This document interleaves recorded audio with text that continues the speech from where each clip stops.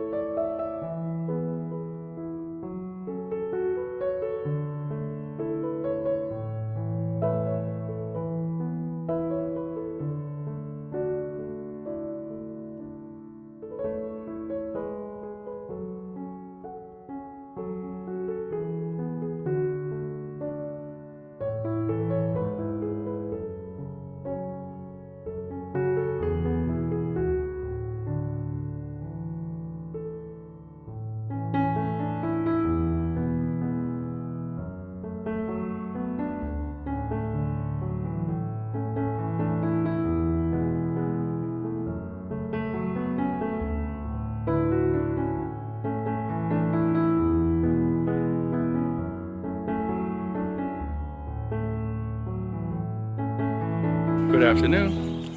I just nipped out to that tea shop because I knew that Trike was there, or Rickshaw was there. Got a cup of tea, so I had an excuse to sit around. I know them. He has a wood yard there, but since he has a girlfriend, his helper disappeared, so I think they didn't get along, which is normal, right? Anyway, I asked him how much he wanted for the bike, and he said 20,000 baht. And you know, when you think maybe because it's old, you know, it has an antique value, but when you look at the quality of the build, it's like, dude, are you serious? You can see it's been handmade. It's not professionally made rickshaw. It was made by, but whoever made it is quite clever. The way they did the brake and stuff, they disconnected the brake from the front pedal. Sorry, they disconnected the brake from the front left handle, and then put the brake that was on the bicycle at the back right hand side, took all the linkage and put it onto a pedal so you can stop by pressing the pedal. Like, so whoever built it is the engineering or the knowledge they have is pretty good. The quality of the build is a bit dubious, but with the way they did it, with what they had, it was pretty good. You know, I was quite impressed. So I'm thinking to myself the other day, how can I make this tricycle the size I need? Because, you know, it was pretty smart. The whole thing's pretty nice, but it's not the size I want, so, or the design I want. So I want to make it different. So I'm thinking I could go buy a second-hand woman's bike, a 26-inch wheel woman's bike, because then you have two bars coming down from the neck, and then you could build your seat at whatever height you wanted from there, and then if you wanted to, you could put pedals on or whatever from there to a back axle. So will it have pedals? I don't know yet. I'm still thinking, but and then you could make the frame for the rickshaw, the tricycle part at the back end, and then just buy two like 27-inch wheels and maybe like a 26-inch front wheel. So if you get a 26-inch woman's bike and put a 26-inch 1500 watt wheel at the front, then you could have 27-inch wheels at the back, which would give you a little bit more height for the back seat, and then I could put myself lower in the front, so I get the rickshaw effect. But on that bicycle, you seen it said 28 inches. I was like, wow, it would be a nightmare to try to find that tire. I can imagine going to like 10 different bike shops and telling them that you want, you know, a tire that big, and you know, Miami, which means don't have. I'm like, can you imagine how long I would last hearing that? I mean, you hear it all the time, but to try to find a 27-inch wheel, I think here would be a nightmare, especially women. Forget it. I found one bike shop by the lake that sells a man's 27-inch mountain bike, new. But there is a shop on the way to Utica that sells second-hand bikes, and some of them are really good quality. So I'm thinking, maybe I just buy a 27-inch, if I can find a 27-inch wheel, 1500 watt. But I'm going to buy it first, then get the frame for it, and then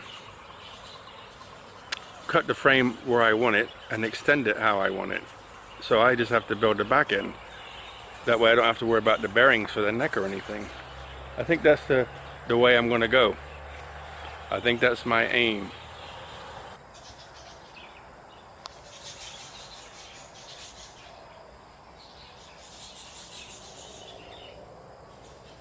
You know, for the legal side of it, I heard that anything under 50 cc's mechanical, like internal combustion engine, has to be registered and taxed and insured and so on and so on, which makes sense.